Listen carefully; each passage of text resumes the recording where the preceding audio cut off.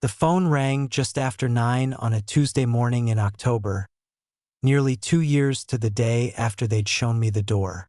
Caller ID flashed a name I hadn't expected to see again: Mark Sterling. For a beat, I just stared at it, the phone buzzing insistently on my polished mahogany desk, a desk in my own office, miles away physically and metaphorically from the empire I'd built for him. Curiosity, tinged with a cold sort of vindication I wasn't entirely proud of, made me answer. James speaking. There was a pause, filled only with a ragged, choked sound. Then his voice, stripped bare of the usual booming confidence, thick with unshed tears. James, oh God, James, it's all gone. Everything. It's falling apart. He wasn't asking for help. Not yet. It was the raw confession of a man watching his world crumble. The world I had painstakingly constructed, brick by digital brick, over 15 years. The world he'd decided I was no longer worthy of inhabiting. He'd replaced me, his COO, and, I'd thought, his friend, the man who turned his vague ideas into a multi-million-dollar reality, with his slick, utterly incompetent nephew, Adrian Thorne. And now the predictable end result was playing out, and he was calling me the ghost he'd tried to exorcise. I leaned back in my leather chair, the silence stretching as I listened to the muffled sobs of the man who had orchestrated my professional execution, the CEO who tossed me aside the moment he thought the foundation was unshakable. He thought wrong. Our journey started nearly 2 decades ago, back in 2005. Mark had the charisma, the big idea, a software platform to streamline logistics for mid-sized manufacturers, something genuinely innovative back then. He called it Logiflow. He found me working as a senior project manager at a larger tech firm, feeling stifled by the bureaucracy. Mark painted a picture of partnership, of building something meaningful from the ground up. I wasn't naive, but I was ambitious, and his energy was infectious. I signed on as Chief Operating Officer, not just with my time and expertise, but with a significant chunk of my savings, $50,000, almost everything I had back then, for a 10% stake.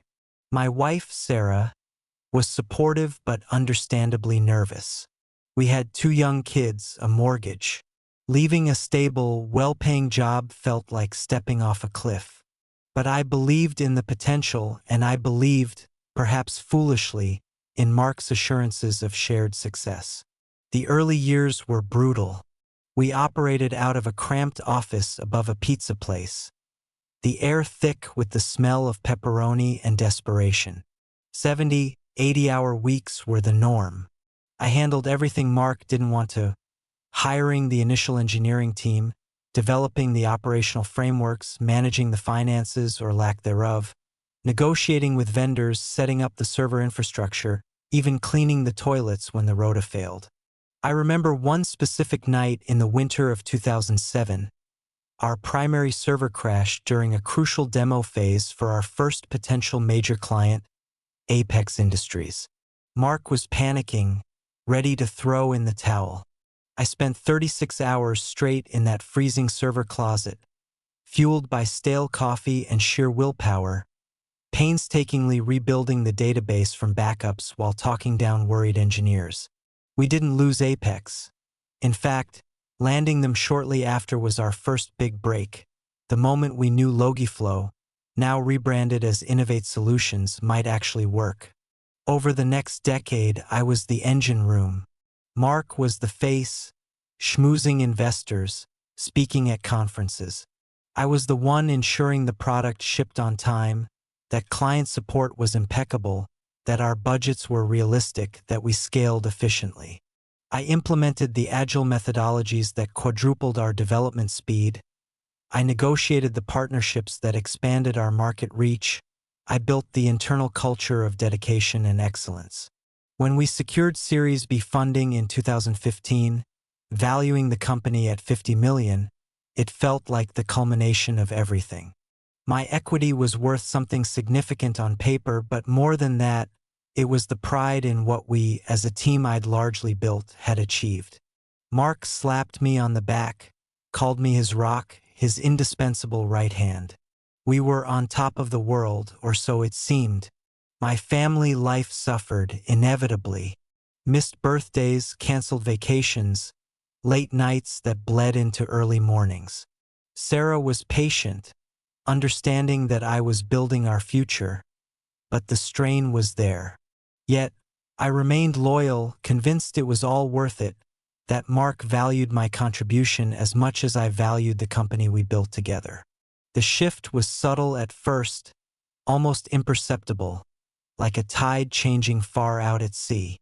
Around 2021, Mark started spending more time on what he called strategic alliances, which often involved golf courses and expensive lunches, leaving more of the day-to-day grind to me, which was fine. But then came Adrian Thorne, Mark's sister's son. Fresh out of a business school known more for its parties than its rigor, Adrian was given a vague Director of Strategic Initiatives title. He had Mark's ear instantly. Suddenly, meetings I would normally lead or at least attend were happening behind closed doors. Decisions about new market entries or platform overhauls, areas directly under my operational purview, were being discussed, sometimes even finalized, before I was brought into the loop, often presented as a fait accompli. I remember one specific instance in early 2022. We were planning Project Nightingale, a major AI-driven upgrade to our core logistics platform, something my team had been conceptualizing for months. I presented the detailed roadmap and budget projections in our executive meeting. Mark seemed distracted, nodding vaguely. 2 days later, I received an email, CCING Adrian, outlining a radically different, significantly cheaper, and technically unsound approach to Nightingale, attributed to new strategic insights. When I questioned Mark directly, he waved it off. Just exploring options, James. Adrian has some fresh perspectives. We need to stay agile. His eyes didn't quite meet mine. Then came the budget reviews. Scrutiny fell disproportionately on my departments, operations, engineering, client support, the very heart of the company. Adrian, meanwhile, seemed to have an unlimited budget for consultants and vanity projects that produced glossy reports but little substance.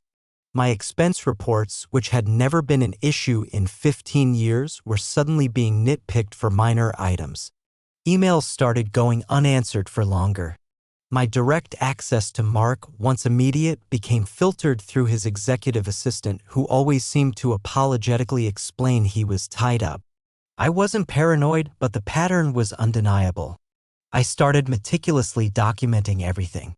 I saved copies of emails where my strategic input was ignored or overridden without sound reasoning. I kept records of project milestones achieved under my leadership versus the floundering initiatives spearheaded by Adrian. I noted the dates and times of meetings I was excluded from. I reviewed my original employment contract and shareholder agreement, paying particular attention to the clauses regarding termination, equity vesting, and intellectual property I had helped create. A knot of cold dread began to form in my stomach. This wasn't just about fresh perspectives, it felt like a deliberate undermining, a slow-motion setup. My loyalty, once my bedrock, now felt like a vulnerability. The axe fell on June 15, 2023. It was a Friday. Mark called me into the main conference room, the glass-walled one overlooking the city, the one we'd celebrated so many victories in. He wasn't alone. Adrian Thorne sat beside him, looking smug, and Helen Vance, our head of HR whom I'd hired years ago, sat opposite, looking distinctly uncomfortable. Mark couldn't even look me in the eye properly. He mumbled something about the company needing to move in a new strategic direction, requiring different leadership skills for the next phase of growth. He slid a folder across the table. "James," he said, finally meeting my gaze with a flicker of something unreadable, guilt? Pity? "We've decided to restructure the executive team. Your role as COO is being eliminated. Eliminated. Just like that. 15 years of sweat, sacrifice, and success eliminated. He then gestured towards Adrian. Adrian will be stepping up as Chief Strategy and Operations Officer, consolidating leadership. I felt a surge of ice water in my veins, but my face remained impassive. I'd half expected this, prepared for it mentally since the red flags started multiplying. The folder contained a severance agreement. It was insultingly low, barely meeting the minimum contractual obligation and contingent on signing a draconian non-disclosure and non-compete agreement that would effectively bar me from the industry I'd helped shape.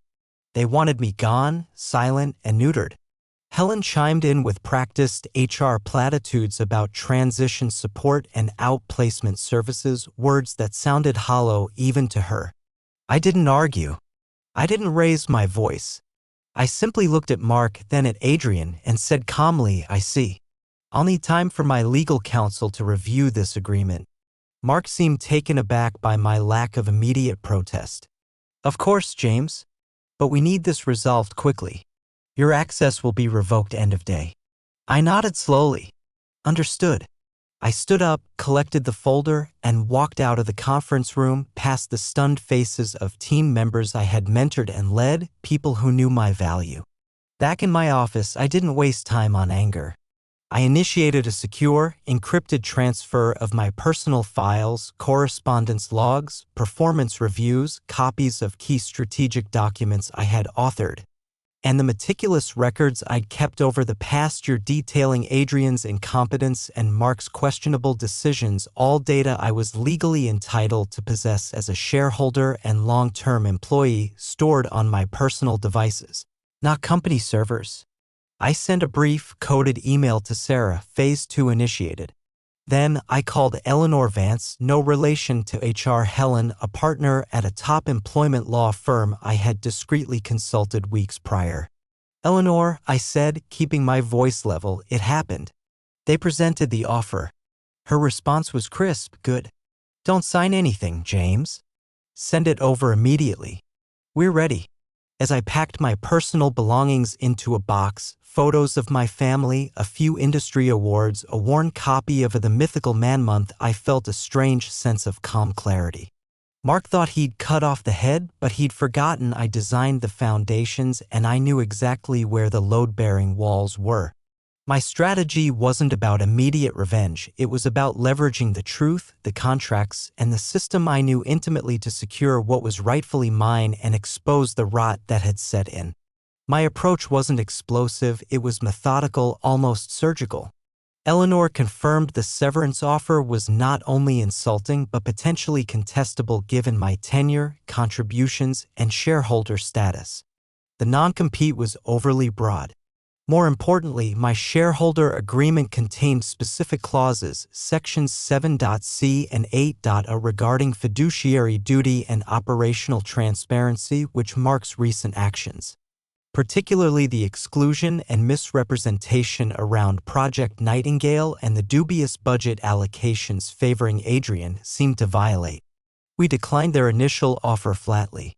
Instead, Eleanor sent a meticulously drafted letter to Innovate Solutions' board of directors, copying Mark and his counsel, outlining my substantial contributions, the questionable circumstances of my dismissal, the inadequate severance, and formally requesting access to specific financial records and board minutes as per my shareholder rights, citing concerns about potential mismanagement and breach of fiduciary duty under Mark and Adrian's new operational structure. This wasn't just about my termination, it was about the health and governance of the company I still owned a piece of. The letter landed like a quiet bomb. Mark, accustomed to controlling the narrative, was furious but cornered. Denying a shareholder access to records would be a massive red flag to the board and investors. Simultaneously, I discreetly reached out to a few key senior managers and engineers still inside, people I trusted, who were equally disillusioned with Adrian's chaotic leadership and Mark's disengagement. I didn't ask them to sabotage anything, I simply asked them to keep doing their jobs professionally and document any directives or changes that seemed illogical or detrimental to the company's performance or client relationships. strictly adhering to company policy while doing so. The information started trickling in, confirming my fears. Project Nightingale was floundering under Adrian's agile direction, missing key deadlines. Apex Industries, our flagship client, lodged a formal complaint about declining support response times, a direct result of Adrian cutting experienced support staff to fund his vanity projects. Another major client, PharmaCorp Logistics, expressed concerns about data security protocols following a poorly managed server migration Adrian had personally overseen. Armed with this, Eleanor drafted a second, more pointed communication to the board, highlighting specific operational failures under the new leadership and their potential financial and reputational impact, contrasting it with the stability and growth achieved during my tenure. We invoked a clause in the Series B funding agreement, Clause 12.f, allowing major shareholders, which included the VC firms, to call for an independent operational audit if significant performance metrics declined by more than 15% quarter-over-quarter or if credible allegations of mismanagement surfaced. My 10% stake, combined with the VC's likely concerns, gave this request teeth. The board, initially inclined to back Mark, grew nervous. The VCs, protecting their investment, supported the audit. Mark fought it, but he was outmaneuvered. The independent auditors arrived in late 2023. Their findings, delivered in January 2024, were damning. They confirmed significant operational inefficiencies introduced since my departure, validated the client complaints, flagged questionable expenditures authorized by Adrian, and projected a sharp decline in profitability. Project Nightingale was deemed critically behind schedule and over budget with a high risk of failure. The report didn't explicitly blame Mark and Adrian, but the timeline was clear. My documented history of stable operations provided a stark contrast. The board convened an emergency meeting. Mark and Adrian were grilled. Their attempts to shift blame fell flat against the auditor's objective data and the documented evidence Eleanor had presented. Justice wasn't a dramatic courtroom scene, it was the quiet, inevitable consequence of incompetence meeting scrutiny, facilitated by my knowledge of the system and my preparation. The board forced Mark to sideline Adrian immediately. They offered me a significantly improved settlement package, including a fair valuation and buyout of my shares based on the company's valuation before the recent decline, plus removal of the punitive non-compete clauses. In return for signing an NDA focused solely on the settlement terms, not on the operational facts. It was vindication, served cold and legally binding. That phone call from Mark, months after the settlement, was the final, pathetic coda. He told me the board had eventually forced him out too, installing an interim CEO from one of the VC firms. Adrian was long gone, leaving a trail of unfinished projects and alienated clients. Apex Industries had terminated their contract shortly after the audit results became implicitly known through management changes. PharmaCorp was threatening litigation over the data security issues. The empire hadn't just stumbled, it was actively crumbling, a victim of arrogance and incompetence. I listened patiently as he lamented his fate, blaming the board, the market, Adrian, everyone but himself. He tentatively asked if I could perhaps consult, offer some advice, help him pick up the pieces. I kept my voice even, professional. Mark, I said, the silence stretching for a moment. I'm sorry to hear things didn't work out. Truly. But my journey with Innovate Solutions ended last year. I've moved on. There was no triumph in my voice, just finality. I wished him well, a hollow sentiment perhaps, but sincere in its desire to close that chapter. Hanging up, I felt a profound sense of release. Not joy, not vengeful glee, but peace. The betrayal had hurt deeply, shaking my faith in loyalty and partnership. But navigating the aftermath, relying on my skills, my preparedness, and the legal framework had rebuilt something more important, my confidence in myself. Today, I run my own consulting practice. I help smaller tech companies avoid the pitfalls I saw firsthand at Innovate Solutions, scaling issues, governance problems, the dangers of unchecked ego. I work fewer hours, choose my clients carefully, and prioritize my family. Sarah and I travel more. I haven't missed a school play or a birthday since leaving Innovate. My kids see a father who is present, less stressed. The money from the share buyout provides security, but the real wealth is this reclaimed time, this restored balance. Looking back, the betrayal was a catalyst. It forced me out of a situation that, while successful, had become toxic and unbalanced. Mark built the stage, but I designed, built, and ran the theater for 15 years. When he tried to change the locks, he forgot I still had the blueprints and knew the building codes. There's a quiet satisfaction in knowing that competence, preparation, and adherence to the rules ultimately prevail over arrogance and nepotism. It wasn't about revenge, it was about restoring a semblance of fairness and proving that my worth wasn't tied to Mark Sterling or the empire he briefly presided over but ultimately destroyed. My new beginning is quieter, less grandiose, but infinitely more fulfilling. And that is a foundation no one can take away.